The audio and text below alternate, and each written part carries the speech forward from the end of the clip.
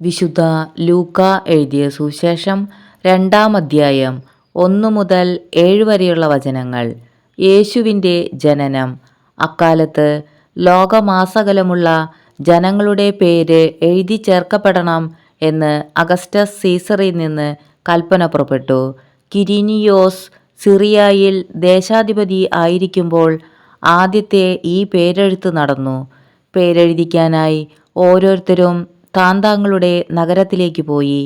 Joseph ദാവീദിൻ്റെ കുടുംബത്തിലും വംശത്തിലും പെട്ടവനായിരുന്നതിനാൽ പേരെഴുതിക്കാനായി ഗലീലിയിലെ പട്ടണമായ നസറത്തിൽ നിന്ന് യൂദയായിൽ ദാവീദിൻ്റെ പട്ടണമായ ബത്ലഹേമിലേക്ക് ഗർഭിണിയായ ഭാര്യ മറിയത്തോടുകൂടെ പോയി. അവിടെയായിരിക്കുമ്പോൾ അവൾക്ക് പ്രസവ സമയമടുത്തു. അവൾ തൻ്റെ കടിഞ്ഞൂൽ പുത്രനെ പ്രസവിച്ചു. അവനെ പിള്ളക്കച്ച കൊണ്ട് പൊതിഞ്ഞ് പുൽത്തൊട്ടിയിൽ കിടത്തി. കാരണം സത്രത്തിൽ അവർക്ക് സ്ഥലം ലഭിച്ചില്ല.